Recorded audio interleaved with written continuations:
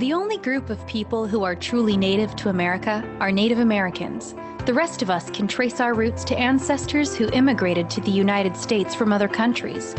One group of Americans who can do this are Hispanics. Hispanics and Latinos can trace their roots to Spain, Mexico, the Caribbean, and Central and South America. Around 50 million Americans call themselves Hispanic or Latino. Their customs and traditions have become a part of the United States culture. Because of this, Congress passed a law stating that September 15th through October 15th is National Hispanic Heritage Month. During this month, Hispanic activities are celebrated all over the United States. Music, food, dancing, and story readings from Latino and Hispanic history and culture are shared. Hispanic authors, poets, artists, and performers share the arts from their ancestors' countries. Hispanic active military men and women and military veterans, as well as those who have or do serve in politics, are honored. Government organizations like the National Archives and Smithsonian Institute join together to recognize the many generations of Hispanic Americans who have added great things to our nation and society. National Hispanic Heritage Month starts on September 15th and not September 1st because 5 Central American countries celebrate their independence around that day. Those 5 countries are Costa Rica, El Salvador, Guatemala, Honduras, and Nicaragua. So if you're of Hispanic or Latino heritage, remember to show pride in who you are, especially between September 15th and October 15th.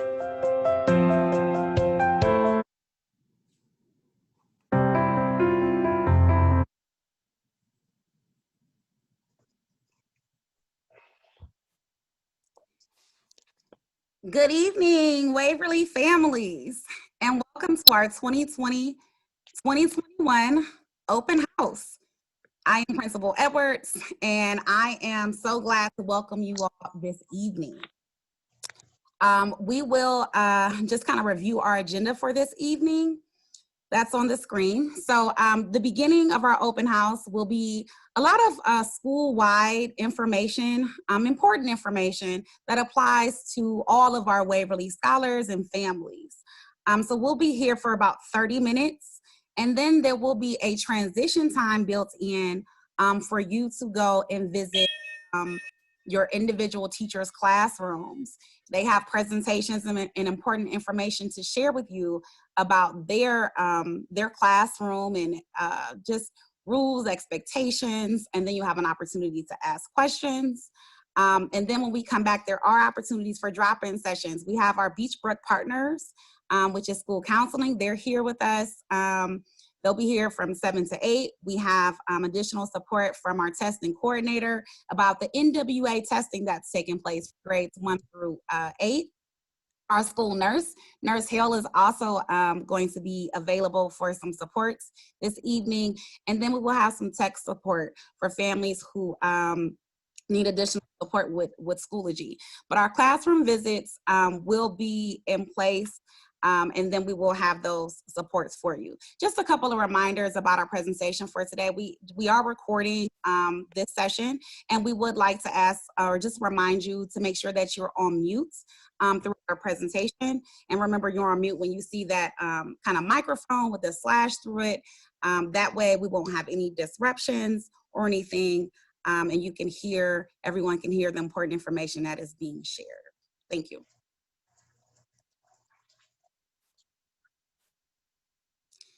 So we always like to begin with just sharing and communicating our school vision. Our school vision for Waverly is that we will inspire and empower our students to be lifelong learners and leaders. Our vision is at the forefront of everything that we do. Our teachers, our staff are committed to making sure that that vision becomes a reality.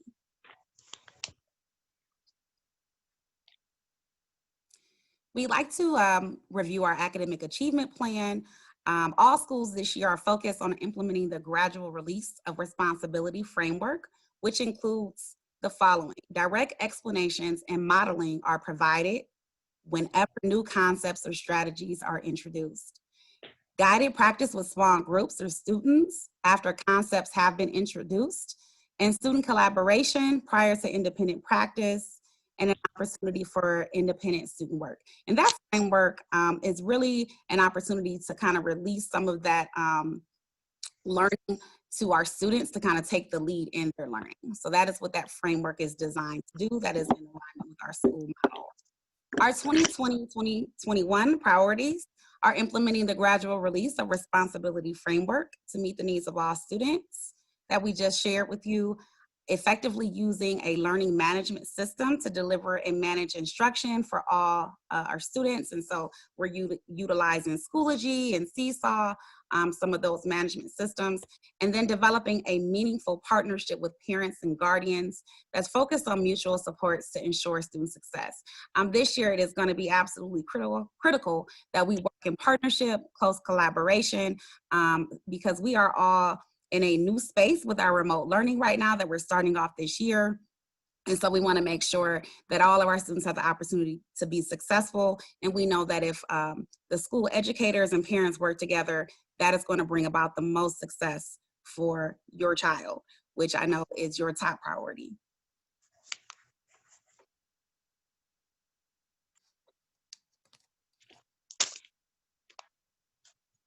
Good evening, everyone. Just want to talk a little bit about monitoring our scholars' academic progress. This is Tina Hardaway, the assistant principal.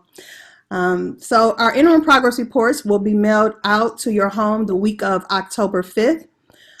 You can monitor your child's progress through Schoology as well. There is a parent portal.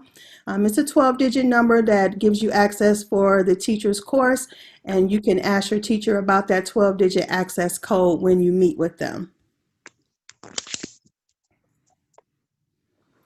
I want to talk a little bit about student attendance because things are a little different in our remote learning. One of the most important ways that families and caregivers can partner with our school on strong student attendance during this remote learning is to ensure that schools have accurate and up-to-date contact information on file. So as you go to the different classes today, you are going to be asked for your email address and making sure we have that correct information. And if your phone number has changed, please make sure that you give the teachers an accurate phone number. And if you have recently moved, you want to make sure you update that with our school secretary, Mrs. Leahy, when you get a moment, please. So when students are absent, you want to continue to call your child off by calling the main office. Again, that's calling them off for absence, even for remote learning. And you want to talk to Mrs. Leahy. She's in our main office. The number is there on the screen. It is 216-838-7550. So you want to also make sure that you communicate with the teachers when your child is unable to attend the live lessons. The lesson will be recorded. So, you know, if you have a doctor's appointment, if for some reason you cannot get on, your child has the opportunity to later watch a live lesson that has been recorded by the teacher. You want to make sure that you let the teacher know, as well as our secretary, again, Mrs. Leahy, know if you are experiencing any type of difficulty that may prevent your child from logging on. I know recently we had a few issues with people with hotspots that were causing problems, or some people's technology device hadn't been updated the way it needed to be, and some people had to switch some things out. So we appreciate you communicating with us that you are actually trying to get on, and that, letting us know so that we can help you figure out what the problem is and get you the right equipment that you need. But if there's other things going on, you want to make sure that you contact the teacher or let Mrs. Leahy know. Also, you want to try to make sure you schedule excuse me, a routine schedule during the school hours and help your child make it a little easier for their learning environment. Regardless if it's remote or if we're actually in the building, a routine is probably best for the student so they can get up in the morning and get dressed, brush their teeth, eat breakfast, and get ready for school, ready to learn. So try to help them stay in a routine to make them have a successful school year. Again, you want to make sure that you explain to your children what it means for both synchronous and asynchronous time. So synchronous time is when you actually are on face-to-face with when they're actually on face-to-face with the teacher. It is teacher-led, and that is called synchronous time.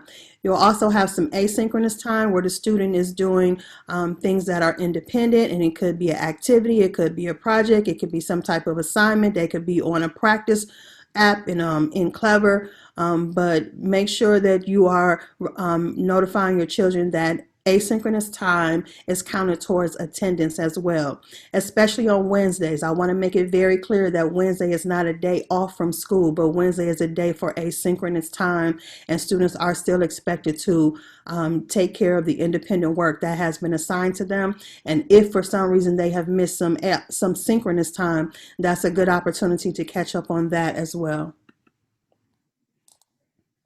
I want to talk a little bit about the Say Yes program, especially for our 8th graders that are listening in. The Say Yes Cleveland Scholarship is administered by the College Now of Greater Cleveland, and all students attending high school from 9th through 12th grade and reside in what's called the CMSD footprint are eligible for this particular scholarship. If you have questions about the Say Yes Scholarship, including the scholarship portal, the applications, the payments to the school, that all can be directed to the Say Yes Scholarship hotline. And as you can see there, the phone number is on the screen. It is 216-454-5400, and the email address is there as well. If you're wondering who is considered in the CMSD footprint, it includes students who attend Cleveland City schools. There are schools in Bracknell, Lindale, Lindbergh Heights, and parts of Brook Park, and parts of Garfield Heights are assigned to that particular district that may qualify for the Say Yes Scholarship. So keep that in mind, and it's also a good reason to stay in Cleveland schools and be a part of our great school district and have some opportunities to have support as you move on in college. I'm going to talk a little bit about the 3rd grade guarantee. And many of you are familiar with this. The Ohio 3rd grade reading guarantee, it helps identify students from kindergarten through grade 3 that are behind in reading. So the school will provide help and support to make sure that students are on track for reading success by the end of 3rd grade. The Ohio 3rd grade reading guarantee ensures that every struggling reader gets support for his or her needs and be able to learn and achieve. Although Ohio has made some temporary changes to the criteria for passing grade 3, students who are not on track for reading will be required to receive interventions and track progress through the reading improvement and monitoring plans. So parents, I encourage you to talk to the teachers about the strategies that they're using and anything that you can do to help out. And if you would like more information, you can contact Ohio Department of Ed. You can check out their website, and as you can see, the link is there for you.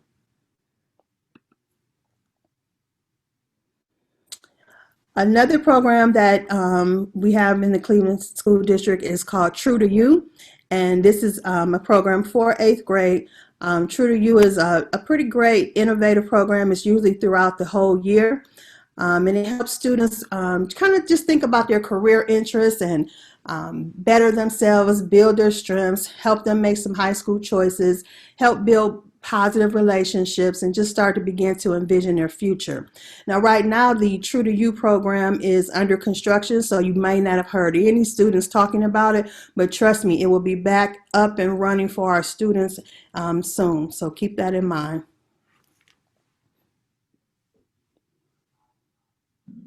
All right. Good evening, everyone. I'm Mr. Kimball. I'm the Dean of Engagement and Student Support. So pretty much the Dean of Engagement position is coming from the Humanware Department, where we do a lot of focus on social emotional learning and those 5 SEL competencies, core competencies, to identify self-management, self-awareness, responsible decision-making, relationship skills, and social awareness. This works hand in hand with building a culture and climate in the building, where we use school-wide best practices and guidelines and policies, as well as supporting the curriculum instruction as well.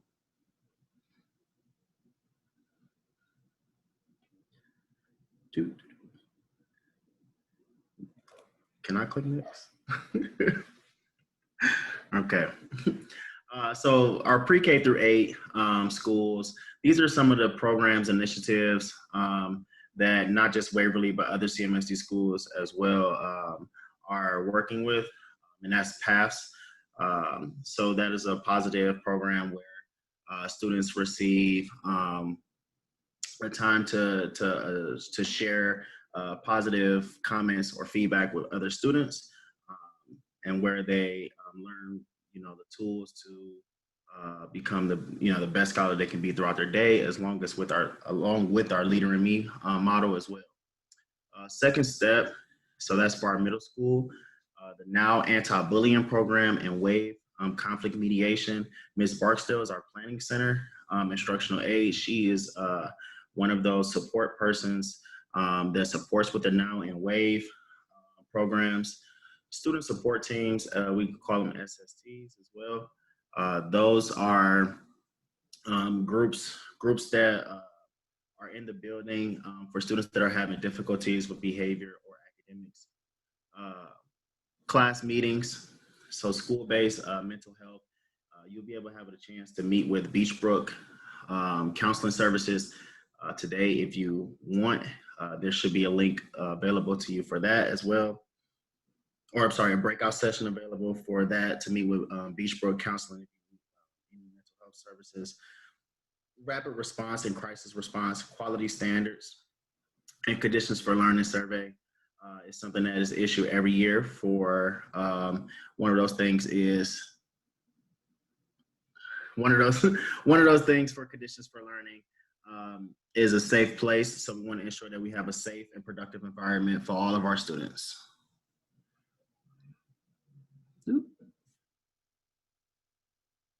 So special education is a continuum of services and supports designed for children who have disabilities that impact their academic performance. While the district is in remote learning, all special education services will be delivered remotely and through teletherapy services. The services in your child's IEP will be implemented through virtual and remote means. In-person services will resume once it is safe to do so. And you can request an IEP meeting at any time to discuss your child's remote services. So if you want to meet with any of our special ed department staff, please feel free to reach out to either one of us, Mrs. Edwards, Mrs. Hardaway, myself, or contact our school, 838-7550. To request any remote services, again, for IEPs or any special education requests. IEP and ETR meetings will be held virtually. Sorry, we're going fast. So IEP and ETR meetings will be held virtually or via telephone. If neither of these methods works for you, please speak with your child's intervention specialist. If you suspect your child may have a disability, please communicate this to your child's teacher or one of us in writing.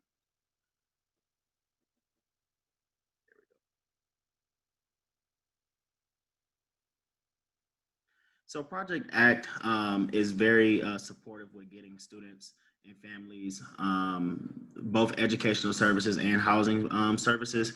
So Project ACT provides the direct instructional and support services to children and youth residing in temporary emergency shelters, transitional housing, and doubled up students staying with other families due to loss of housing, economic hardship, or similar situations.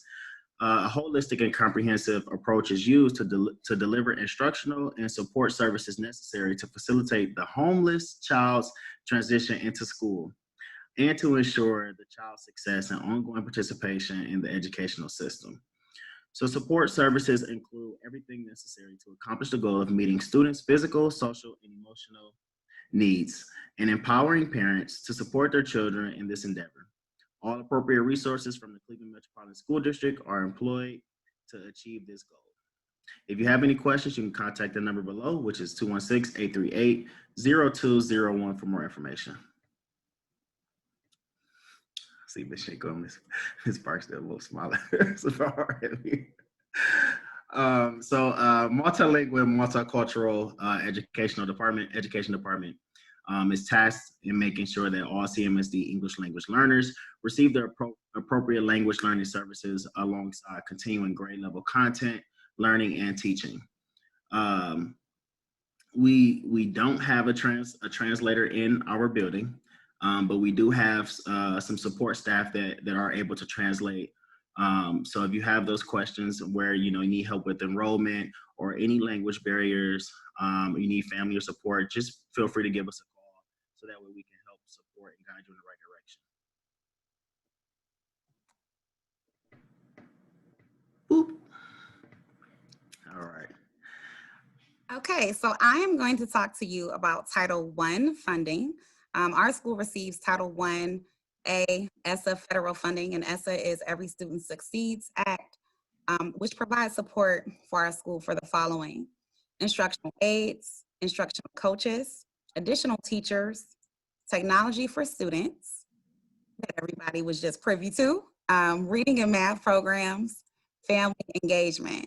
And so for this year and every year, this amount may change depending on enrollment and other factors, but our school this year is receiving $4,635, 54 cents engagement programs and activities to support our school priorities. And so what is the purpose of Title I federal funding? And the purpose is to inform parents of their rights and roles within the Scholars School building as it relates to the following: being included in decision-making opportunities and committees regarding school improvement plans, participating in school-based parent organizations. Our school has an SPO that meets monthly. We will continue that again, even in this virtual space as we are in remote learning right now. Providing input on how Title I family engagement funds are spent to support meaningful engagement activities which advance student achievement, ensuring that the school engages in two-way communication with parents to strengthen family and school partnerships, and then removing any barriers to participation. We want our families to be involved as much as possible. We look forward to partnering with you, and so we want to make sure we have all these opportunities to engage with you this year.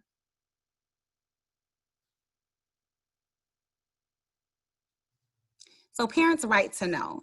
Parents have the right to know about the teaching qualifications of your child's classroom teacher in a school that is receiving Title I funds. You can request this information from your principal, which is me.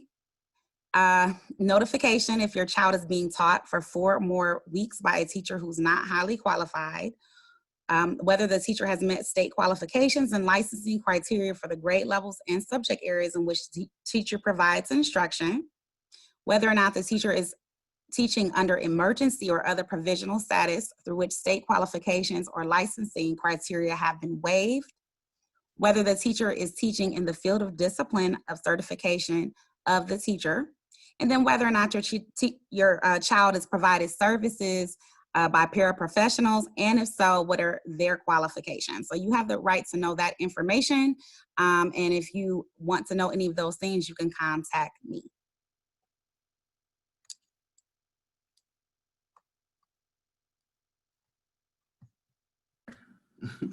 All right, so how can I support the Title I programs?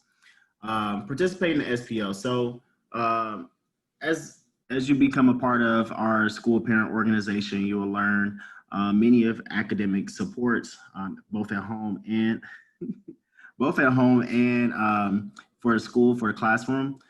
So just ask to participate in the development of academic achievement plan, which is our AAP, where a parent is a part of that and supports that. Attend the Title I sponsored programs and activities. Support your child's learning by creating a learning space for them to do schoolwork and exposing them to resources and enrichment opportunities in the community. Detroit Shoreway is a huge community, so we would love for everyone to be a part and participate in family engagement activities and programs sponsored by the district, like Parent University workshops and offerings. I also want to say that our SPO meetings have changed a little bit in the virtual world. Mr. Kimball, you want to tell them how often we meet? I mean, we switched the days and everything. Yeah, so just for remote learning, virtual purposes, we are now moving our SPO meetings to the first Wednesday of the month. And the first Wednesday of the month for this first upcoming meeting will be October 7th, and it's going to start at 10 o'clock a.m. And we'll continue that until we start hybrid or go back into a full session back in the classroom. So, and then we'll switch things out to work out how SPO will go. So I'm going to talk about our customer experience department. Our district utilizes the Communicate with Heart. We want to make sure that we are serving you well. We are committed to providing excellent customer service every day, every time, starting with heart, responding with heart. And then we want to make sure that you do have information to connect with the Ombudsman's office for any conflicts or resolution. They are there to listen, inform, and serve as a resource for you. But we do ask that that you, prior to contacting the Ombudsman's office, make sure that any concerns you've tried to communicate that to our school staff so that we can try to resolve those issues or those problems that you may be experiencing. Let's work together. So if you could first make an effort to resolve those at the school level. So you have exhausted all efforts to resolve the issue at the building level. You feel strongly that your concern or issue requires some mediation. You believe that a school or district policy has been violated, and there is a 24-hour message line to 216-838-0090.